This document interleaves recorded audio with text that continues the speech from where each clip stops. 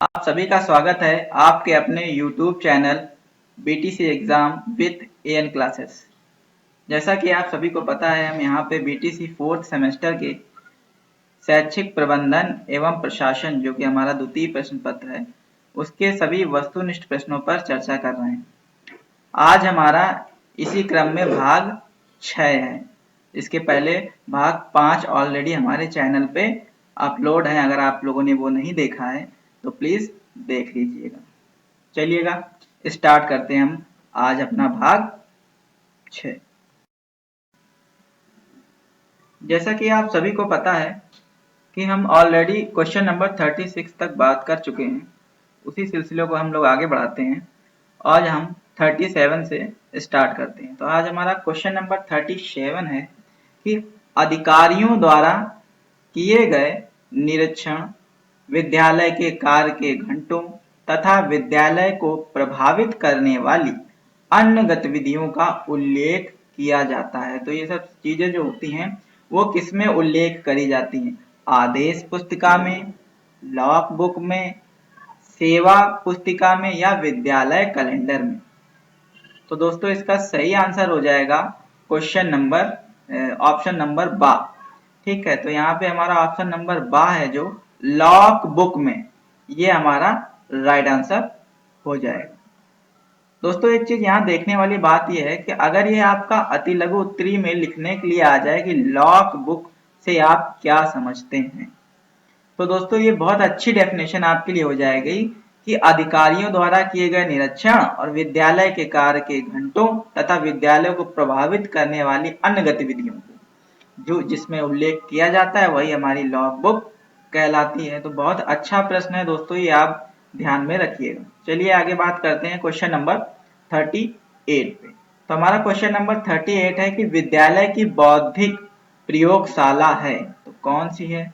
विज्ञान प्रयोगशाला, शिक्षण कक्ष, पुस्तकालय या म्यूजियम। तो दोस्तों इसका आंसर सही हो जाएगा ऑप्शन नंबर सा, पुस्तकालय। जी हाँ दोस्तों, पुस्तकालय जो होती है हमारे विद्यालय की बौद्धिक प्रयोगशाला होती है, क्योंकि यहाँ पे भिन्न भिन्न प्रकार की पुस्तकें होती हैं जिसमें बच्चों के भिन्न भिन्न प्रकार के बौद्धिक विकास होता है। तो चलिएगा इसी क्रम में आगे बढ़ते हैं और हम क्वेश्चन नंबर 39 है हमारा कि संचयी अभिलेख पत्र में लेखा रखा जाता है। तो किस प्रकार का जो लेखा जोखा है वो संचयी अभिलेख पत्र में रखा जाता है, ये क्वेश्चन कह रहा है। तो ऑप्शन है छात्र की प्रगति का, शिक्षक की प्रगति का, विद्यालय वित्त का या इनमें से कोई नहीं।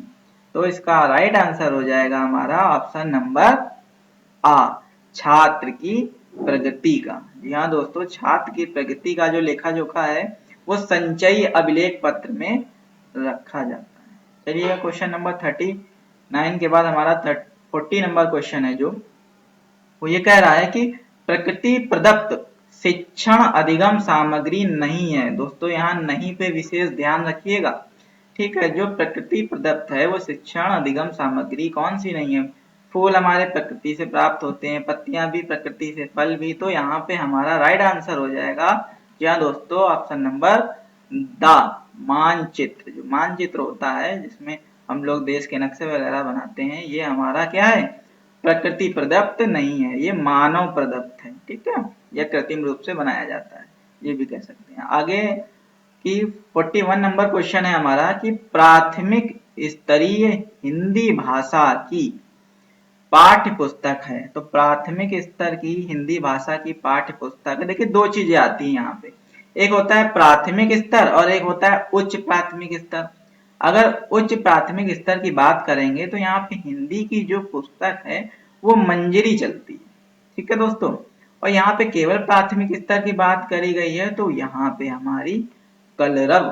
जी हाँ दोस्तों, कलरव जो ऑप्शन नंबर आ है ये राइट हो जाएगा। जो कलरव होती है बच्चों के, आपने देखा होगा जब आप लोग टीचिंग पे जाते हैं तो वहाँ पे कलरव करके एक हिंदी की पुस्तिका होती है, वो हमारी 1 से 5 जो प्राथमिक स्तर होता है वहाँ पे देखने को मिलती है। वर्तिका जो संस्कृत के लिए होती है और रेनबो यहाँ पे जो ऑप्शन नंबर दा में है ये इंग्लिश के लिए होती है। चलिए क्वेश्चन नंबर 42 है कि छात्रों में सूक्ष्म अवलोकन की क्षमता विकसित होती है।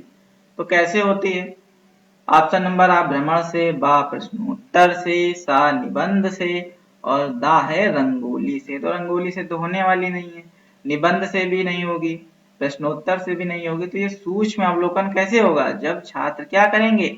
भ्रमण। जी हाँ दोस्तों, ऑप्शन नंबर आ इसका राइट आंसर हो जाएगा। भ्रमण द्वारा जो होता है वो छात्रों में सूक्ष्म अवलोकन की क्षमता विकसित होती है। चलिएगा आगे बात करते हैं। हमारा 43 नंबर क्वेश्चन है, कह रहा छात्रों के व्यक्तित्व के सर्वांगीण विकास में सहायक विद्यालय में आयोजित क्रियाकलाप। देखिए विद्यालय में जो हमारे क्रियाकलाप होते हैं वो कौन कौन से हो सकते हैं? सामाजिक क्रियाकलाप बिल्कुल नहीं, क्योंकि यहाँ पे सर्वांगीण की बात की गई है और व्यक्तित्व के सर्वांगीण की। तो सहयोगी क्रियाकलाप, मनोशारीरिक क्रियाकलाप, सबसे राइट आंसर यहाँ पे हो जाएगा पाठ्य सहगामी क्रियाकलाप। जी हाँ दोस्तों, ये पाठ्य सहगामी क्रियाकलाप जो है वो हमारा यहाँ पे राइट आंसर हो जाएगा। ठीक है, आगे बात करते हैं हम लोग। यहाँ पे 44 नंबर क्वेश्चन है हमारा, ये कह रहा है कि कक्षा कक्ष में सीखने सिखाने की सामग्रियों को रखने का स्थान क्या कहलाता है?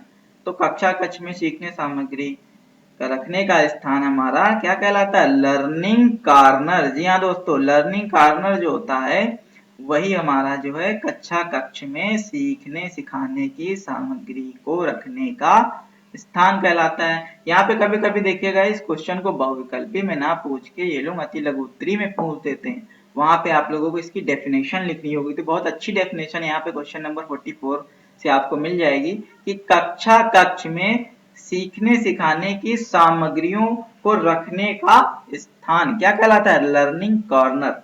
इसको हम लोग शाब्दिक अर्थ इसका होता है सीखने का कोना। जी हाँ दोस्तों, जहाँ पे विभिन्न शैक्षिक गतिविधियों द्वारा बच्चे क्या करते हैं? सीखने सिखाने का कार्य करते हैं। जी हाँ दोस्तों, चलिएगा इसी के साथ हम लोग आगे बढ़ते हैं। 45 नंबर क्वेश्चन है हमारा आज का कि कार्य पुस्तिकाएं बच्चों को आधिकारिक अवसर उपलब्ध कराती हैं। तो जो कार्य पुस्तिकाएं होती हैं, जो वर्किंग बुक होती हैं बच्चों की, उनसे बच्चों को कौन से अवसर उपलब्ध होते हैं?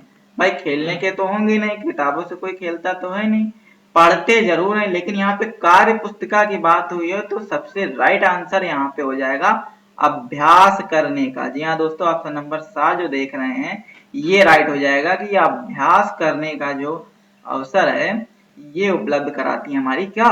कार्य पुस्तिकाएं। चलिएगा ध्यान रखिएगा आगे क्वेश्चन। आगे है क्वेश्चन नंबर 46 की बेसिक शिक्षा अधिनियम कब पारित हुआ है? या दोस्तों ये आपके पिछले सेमेस्टर में भी था कि बेसिक शिक्षा अधिनियम कब पारित हुआ? तो 1972 में ये पारित हुआ था। ठीक है दोस्तों, आगे बात करते हैं हम लोग कि शिक्षकों को शैक्षिक सपोर्ट प्रदान करने हेतु जनपद पर स्थापित अकादमिक संस्था। यहाँ दोस्तों ये जनपद जो होता है ये जिला स्तर पे पूछ रहा है क्वेश्चन। तो जिला स्तर पे कौन होगा? एनसीईआरटी तो अपना पूरा देश में होता है, आंग्ल भाषा शिक्षण संस्थान हमारा राज्य पे है, ब्लॉक संसाधन ब्लॉक में होगा। तो जिला स्तर पर जाहिर सी बात है कौन सा होगा? जिला शिक्षा एवं प्रशिक्षण संस्थान। जी हाँ दोस्तों, ये हमारा राइट आंसर हो जाएगा इसका, जिला शिक्षा एवं प्रशिक्षण संस्थान, जिसको क्या बोलते हैं? डाइट। तो आप लोग बताइएगा